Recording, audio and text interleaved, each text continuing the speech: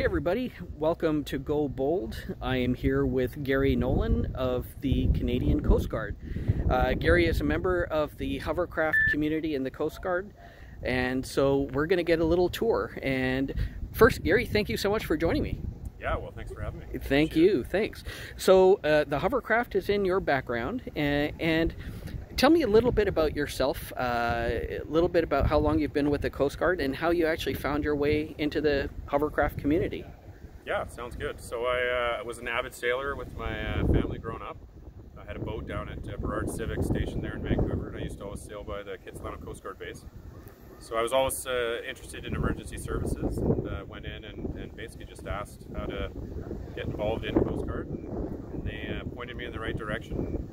I tried out in 2008 for the search and rescue dive course out of Coast Guard Station Sea Island, and I was successful in getting through there. And I've been in the Coast Guard for 15 years, and the first 12 of which were as a search and rescue diver, and the last 3 I've moved up to a first officer. I went back to school to get my navigations ticket, and been acting as a first officer for the last 3 years. Awesome. And how many hovercraft are in the Canadian Coast Guard? So we have 4 hovercrafts in total, 2 out west, both CA and Moitel, which is what we use based out of Sea Island. And then we have 2 out east, and they're based out of Latois Riviere. Awesome, awesome. Well, if you're okay with it, let's take a tour. Yeah, come on, yeah. Awesome. Welcome aboard. Thank you so much. Yeah, so this is our newest hovercraft. It's a hovercraft Moitel. We got it in 2013. Okay. And then our second hovercraft that's at Coast Guard Station Sea Island is hovercraft CA, and we got that in 1998. Beautiful. So this one's built out of Britain, Griffin Hoverworks. Okay. And the other one, CA, is built out of Hike Metal in Ontario. Fantastic. So, yeah, awesome. Come on aboard. Thank you.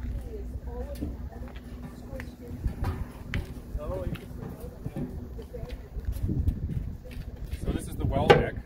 Here we do a lot of different work on board the vessel. Our core mandate is search and rescue. Okay. But with that said, we do support a bunch of different programs.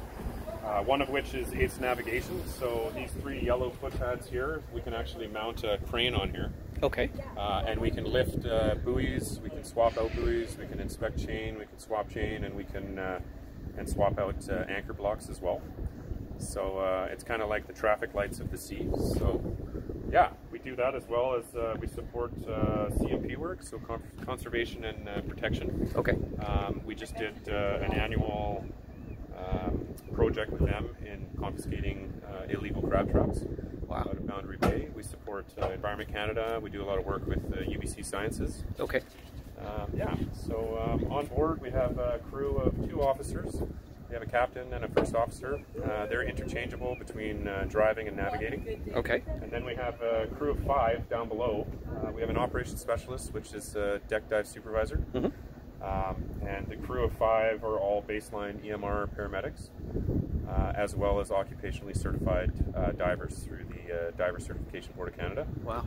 So Coast Guard Sea Island actually runs their own accredited dive program. Okay. And we actually train our own divers in a 16-week intensive course. And at the end of that, you come out with a restricted surface supply ticket. So yeah, we respond to about 300 to 350 calls a year. We're one of the busiest stations in Canada. So you're almost one a day, one rescue. We're almost one a day, yeah. It's a little bit busier, obviously, in the summer season when everybody's out in their boats and away at their getaway homes or whatnot. Sure. The winter time has a little bit more of the serious commercial incidents. Right. But yeah, keeps us busy, and in between search and rescue, we're kept busy with the programs that we support. Awesome. So yeah, other programs that we do work with vessels of concern within Coast Guard. So we've done hull surveys on derelict vessels throughout the area, whether up the Fraser River or Georgia Strait or whatnot. Mm-hmm. And basically we'll have the dive team go down, we'll do a hull survey, ultrasonic thickness readings. Okay. And that's basically to make sure that there's structural integrity for the vessel to actually be towed to be dismantled. Oh, right. Okay. The dive team also does hull surveys on their own fleet. Mm-hmm. We do work on thrusters, props, transducers, whatnot. Wow. The craft itself also has a ROVE, so a remote operated vehicle. Oh, nice. So we can actually submerge that down to about 1,000 feet. It's got GPS, it's got a camera, it's got sonar. It also has a articulating robotic arm. Okay. That we've also done actual recoveries of missing people. Wow. At depth. Right. So the divers on board can actually dive to a depth of about 130 feet. Okay. We run surface supply, straight, no decompression dives. Mm-hmm. So that means we don't run mixed gas diving. Okay. And the reason being for that is a max of 130 feet. If anyone were to go subsurface to that depth, we have a very limited amount of time to be able to find them. Right. So we just keep to straight air, no decompression dives. Okay. And the great part about surface supply diving is that if you were to ever become entangled or trapped within a vessel or whatnot, that you have a continuous supply of air. Right. And it's much safer than that of scuba in an occupational sense. Gotcha. So, Gotcha. yeah. Interesting. Okay, so, well, now that we are on board, let's focus on my right, your left. Yeah. How our craft works. Right. Yeah, okay. that'd be great. And let's focus on this side just for lighting. Yeah. Yeah. Good. Awesome. So yeah, the way that the hovercraft works is it's got 4 engines. It's got 2 lift engines up forward, and it's got 2 propulsion motors back aft. Okay. It's about 4,400 horsepower in total. Mm-hmm. They run off turbo diesel Caterpillar engines. Okay. The way that the lift engines work is you have longitudinal centrifugal fans. Okay. That run both port and starboard. So if you actually look up there, you can see the grates there. That's actually the air intake. Right. So these fans run, and as you increase the RPMs, they run faster and faster, and what they're doing is they're pumping air into the perimeter bag that goes around the craft. Okay. We've also got a keel bag that goes down the center, as well as a port and starboard stability bag. And as we increase the RPMs, it's pumping more and more air into the bag, which is actually what brings the craft up on lift. Okay. So when it is up on full lift, it's about 4 to 5 feet in height. And on the inside of the perimeter bag and the keel bags are bleed holes. So when it's fully inflated, the air actually bleeds out through the bleed holes. It pressurizes underneath the hovercraft, and then it actually expels out underneath it, which is what gives it that 1 inch of hover gap. Right. So that's kind of what assists us in being amphibious, being able and capable to go on land and on the water. Yeah. And then you've got your propulsion motors back aft, and they run off aeronautical props. They spin one way, they're variable pitch props. Okay. So the blades actually articulate so that you can have forward, neutral, and reverse. Yeah, we utilize those, and then on the aft end of the props are rudders. Okay. And that gives the stern direction. Mm-hmm. And if you just look right here, these kind of look like intakes, but they're actually bow thrusters. Okay. And the lift engines actually expel about 1,000 foot-pounds of torque out the thrusters. They spin 360 degrees, and they're what give the bow direction. Awesome. So you can actually lateral side to side, you can move forward, back, and you can actually spin on a dime. They're very versatile pieces of equipment. Nice. But top speed is around 50 to 60 nautical miles with no headwinds. That's impressive. So that's, it's about 100, 110 kilometers an hour. But they are greatly affected by headwinds. So when you do start getting into some nasty weather, if we were to have, say, a 30-knot wind on our nose, it would reduce the speed to about 20 to 25 knots. So. Sure, Yeah. sure. No, that makes sense. I noticed some tanks here. What are these? So these are ballast tanks. Okay. Basically, they're just used as weight. Okay. The craft was actually manufactured to have the crane on board. So these yellow footpads here are where the crane actually sit. Right. So these are actually replacing the weight of the crane when we don't have it on board. Okay. In order to keep the proper trim that we need for optimum operation. Gotcha. Okay, cool. So it's not fuel, not anything else. It's just ballast. Just ballast. And then we have internal fuel systems. Right. They're fuel bladders, both forward, main, and then aft. Okay. And we can use that as ballast as well when we're underway. Sure. And what we want is about a 1.5% trim up, okay. bow up. Okay. And that's kind of the optimal operating Beautiful. Parameters. Beautiful. Yeah. Let's continue on aft and. So we've fit ambulances on board. We've fit a bomb truck on board. We've also fit urban search and rescue vehicles on board. So it's quite versatile in what we're capable of doing. What's the gross weight that you can take on board? I think about 70,000 kilos is what we're capable of lifting. I'm not 100% on that. That Sure. might be a question for the OIC, but I'm just going to go with it. Sure. Yeah, that sounds good to me. Anyways, yeah, we've loaded them on board, and we'll basically secure the axles and the tires and whatnot, and make sure that there's no free surface or whatnot when we're underway. Okay. And then, yeah, we can pull up right on a beach, and we can set it up where we can just drive the vehicles right off. Awesome. So in a natural disaster or whatnot, we can load those resources on here and unload them in an underserviced area. Yeah, that is a great capability. Talk to me about the hose. So the hoses there are on both sides of the hovercraft, and that's for the diving. This is for the diving, yeah. Right. So right here you can actually see you've got a red, black, and yellow. Right. So these are 300 feet of umbilical, and the yellow is your air supply for the diver. Okay. Your black is a pneumothermometer, so it's a very fancy word for a depth gauge. Okay. And then you've got the red, which is your communications. Sunburn. So the divers, you can actually talk to them. Right. And we also have camera capabilities as well on the hats that we have, so that we can actually see topside what they're looking at. Gotcha. Depending on where we're diving. If it's in the Georgia Strait in the ocean, then you usually have some pretty good visibility. Right. But if you're diving in the river, yeah, you can't see your hand in front of your face. So wow. Yeah. Wow. Holy smoke. Yeah, it's all silty, right? Or it's very silty. Yeah. Silty. Yeah. So interesting. Okay. Cool. We can go inside if you'd like. Yeah, that'd be great.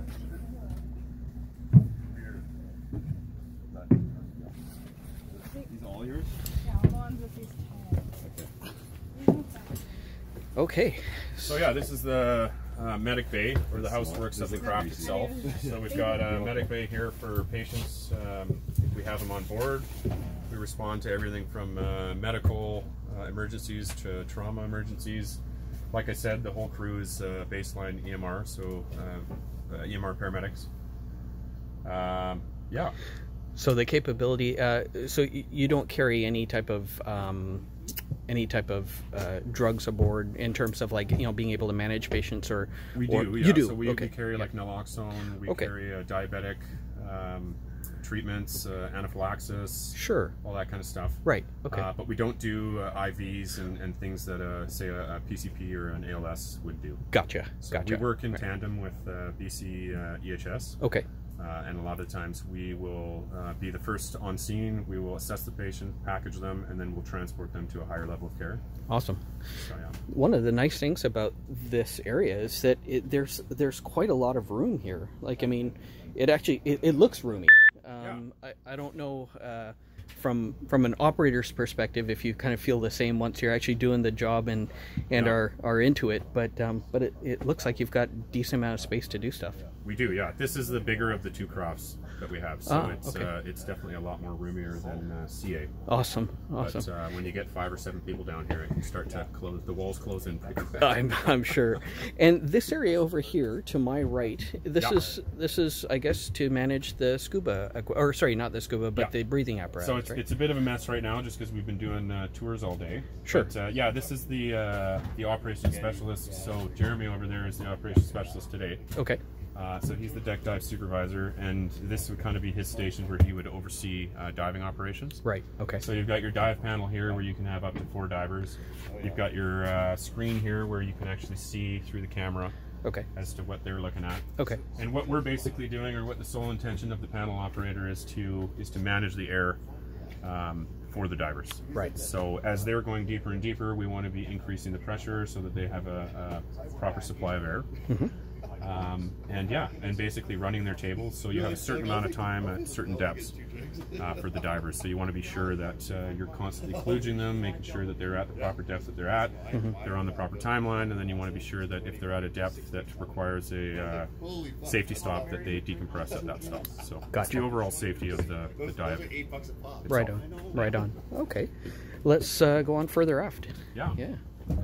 And this is just a little crew resource area. Hello. Awesome. So yeah, these are the harnesses that the divers use. Okay. So there's many fail-safes put in place at the panel itself over there. Last case scenario, we've got a 60 cubic foot tank on a harness, heavy duty harness that the divers wear. And in the event that everything goes wrong in that panel, which is very rare, Right. they can utilize this tank for a safety error, and then they can, obviously, if they're utilizing that, they're coming up to the surface because there's an issue. Gotcha. So, Gotcha. yeah, we can head up to the bridge if you want. Yeah, absolutely.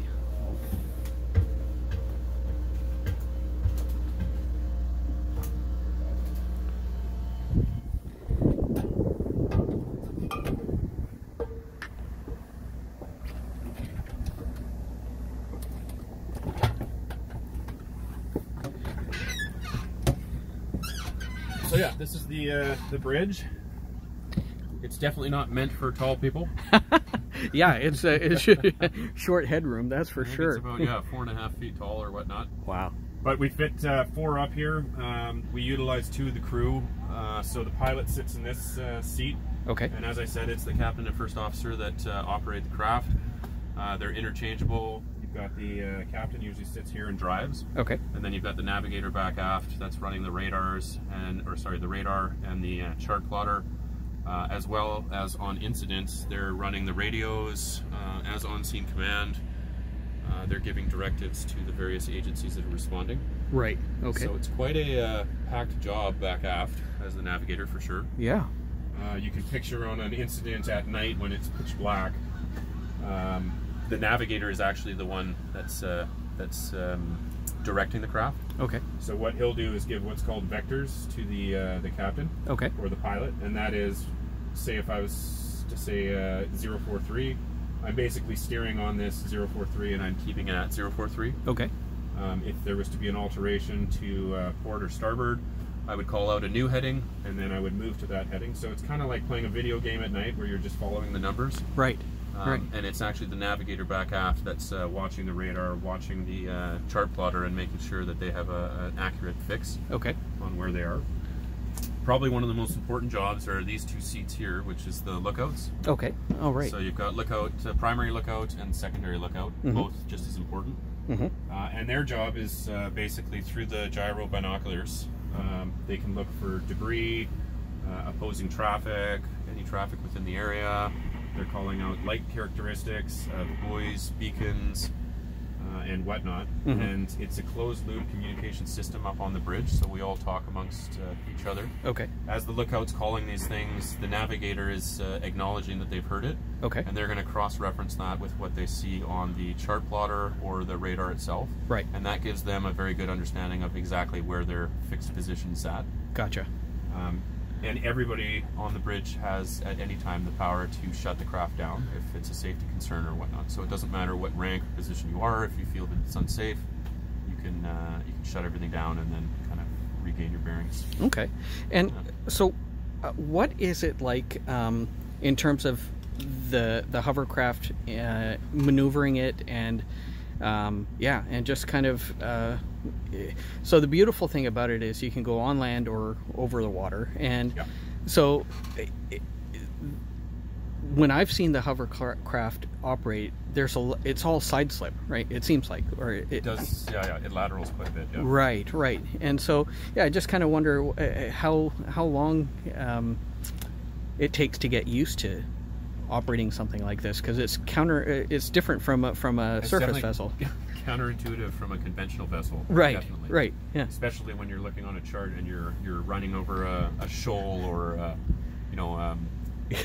yeah, beach surface or hard surface. It's very interesting. So it takes a little bit of time to get used to for those that have spent years on ships. Right. Luckily for myself, I started as a diver, and I've been on the craft for my whole career within Coast Guard. Awesome. So it was a little bit easier for me, but yeah, it's definitely a learning curve for sure. You're greatly affected by the wind as opposed to the current. Okay. When you're up on lift, you definitely tend to lateral side to side.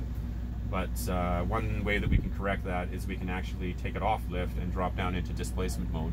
So basically the craft is quite, it's a large barge with 4 footpads, which is what we kind of set down with when we're on land. Okay. When you're at sea and you're up on lift and say it's windy and you start moving lateral side to side, you can actually drop the lift, put it into displacement mode, which will then restrict the amount of lateral movement that you have. Right. So it's a good way of kind of checking your movement, especially if you're in tight quarters or you need to maneuver. Okay. Interesting. So how do you actually maneuver this? Like in terms, I believe those are thrusters. So these are throttles, yeah. Throttles, right? Yep. So these are the lift throttles. Okay. So for the lift engines, which I was talking about, the 2 forward engines there. Yep. And as I was saying, when you increase the RPMs, those centrifugal fans are spinning faster and faster. They're pumping air into the bags. And as you increase that, they pump more and more air in to the point that it actually brings the craft up on lift. Okay. And vice versa, when we take that down, it'll actually lower the craft into the water. Gotcha. Or on land. Right. These are your thrust or your prop throttles. Okay. So that's kind of like the gas on your car. Gotcha. Kind of self-explanatory. Yep. And then we've got your pitch controls here. So this is kind of in a car your drive, neutral, reverse. Ah, okay. So we've got forward, we've got neutral, and we've got reverse. Okay. And we can utilize asymmetrical thrust. So you can split the throttles, you can rotate counterclockwise, or you can split it that way and rotate it clockwise. Okay. So it really just depends. These are greatly affected, as I said, with weather conditions. Right.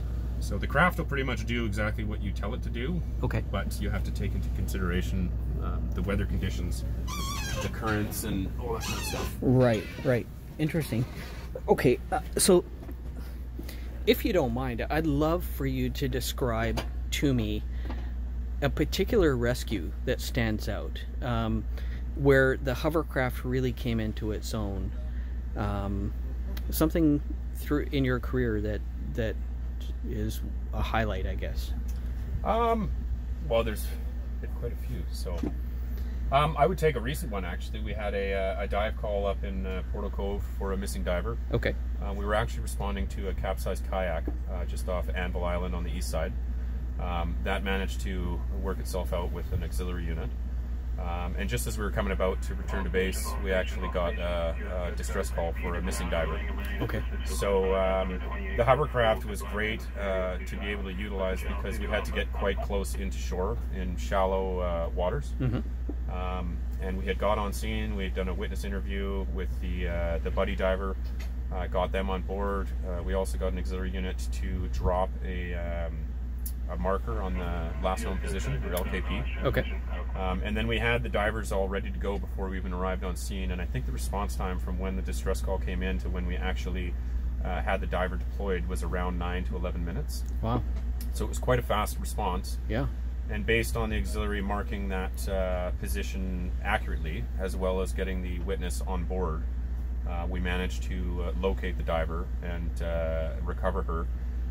And transport her to shore, which again is a benefit of the hovercraft, right? To ALS and CCP paramedics. Awesome. So the outcome wasn't great, but it's kind of part of the job, and unfortunately it didn't have a great outcome. But given the scenario and the response that we're trained to do, we felt that we did everything within our power to assist as best we could. Well, suffice it to say, the response wouldn't have been as fast if it were a surface vessel. Definitely. Right. Yeah. Right. For sure. Right.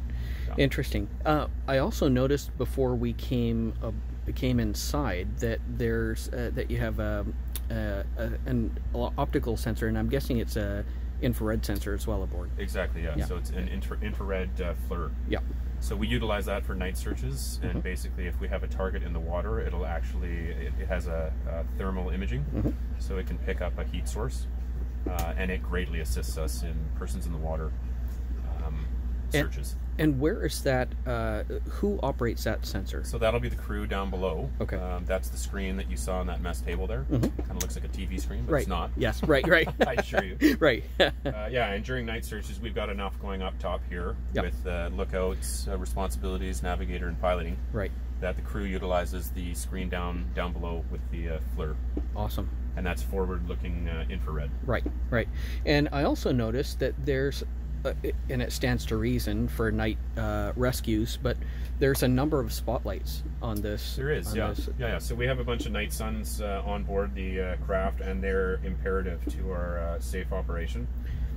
Basically, when we get into areas, especially narrow channels or whatnot, it's great for us to reduce our speed, slow down, have safe navigation, and flash up these night suns, which illuminate Probably more so for people, more so than people would like. If we're doing searches such as we did the other night, we had a missing boater. Okay. And unfortunately, when you're searching shorelines, the lights tend to hit people's apartments and whatnot. So it's quite a bright light. Right. But it's definitely a necessity for safe navigation, and it's a huge tool for us in assisting us in searching. Yeah. Yeah. Tell me a little bit else, a little bit more about the utility of this hovercraft vis-a-vis where you're located, right adjacent to Vancouver International Airport, which is one of Canada's largest airports in the country. So we are stationed there for a distinct reason. So we're part of the YVR Emergency Contingency Plan. So what that is if a plane were to overshoot the runway, they would end up in the mudflats. There's about 5 to 6 nautical miles of mudflats out past the runway. Right. And at high tide, to most, it looks like deep water, but unfortunately it's only 2-3 feet deep. Right. So unfortunately, in the event an aircraft went down, we don't have conventional vessels cannot reach it. Right. As well as land-based first responders cannot reach it. Right. So we utilize the hovercraft. And we have YVR crash carts there, so we can load rafts on board depending on the number of persons on board the aircraft. Okay. We'll go out, we'll deploy the life raft. It's basically a giant platform that we can fit as many persons on board. Okay. We start our triage system, and we load as many persons as we can on board the craft. And then we will drop off our medics. We'll take those people back to the craft, or back to the base, sorry, where we set up that as our triage spot. Triage base, where EHS, fire, police, and all that will attend as well. And as we drop off those survivors, we'll pick up first responders, fire and ambulance, and then we head back out. So it's kind of like a taxi service. Right. I mean, we have 5 emergency medical responders on board. Right. But you can imagine, say, an Airbus A380 with 500 persons on board. Yeah. We need help. Yes. So we definitely take as many green triage basins as we can back to the base, drop them off, pick up first responders, and go out, and vice versa. We'll continue to do so throughout the incident. Interesting. What are some of the complexities in operating a hovercraft? I would imagine it's a complex platform to keep maintained, I guess. I guess just like any marine asset, it takes a lot of maintenance. Right. We wouldn't be able to operate at all without our engineering department. Right. So they're the guys that usually get mad at us when we make mistakes and break something, and damage things. Right. But yeah, no, we wouldn't be able to operate without them. So it's a constant proactive maintenance plan that we have at the base, which is the benefit of having 2 ACVs, in the sense that we always have one online for search and rescue. Right. Because we're open 365, 24/7. Right. And when one's online, usually we'll be doing proactive maintenance on the offline craft, which will be in the engineering hangar. So there are definitely complexities. We do annual refits for both vessels. Right. I mean, things such as painting, engine refits, engine swaps, electronical updates, and whatnot. So usually that takes one craft out of service for anywhere from 4 to 8 weeks. Right. So right. Wow. Cool. Is there anything that we haven't talked about in terms of like operating the hovercraft, or your mission, or some of the nuances that make this such an interesting platform? I don't know. You've been pretty in-depth. Yeah, good. Awesome. Yeah, no, it's a great job. It's a great outfit to work for. Great people. The programs that we support, it's always nice doing search and rescue and helping the general public when in need. Yeah. It's great working with the various agencies, such as D&D we work with as well. Yeah, and overall, I don't have a bad thing to say. Awesome. It's a wonderful job, yeah. And it's nice to be able to look forward to coming to work every day. Yeah, right on. And my understanding is that there will be a couple of new hovercraft coming into the fleet in 5-ish years. Oh yeah, that's above my pay grade. Yeah. I don't know.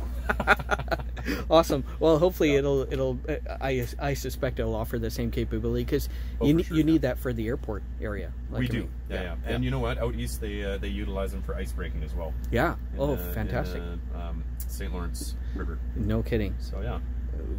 just more utility. More utility. There Yeah, you go. yeah, fantastic. Yeah. Well, thank you so much. I really appreciate your No time. worries. This has been a great tour. Thank you. Sounds good. Yeah, no, thanks for having me. Thanks.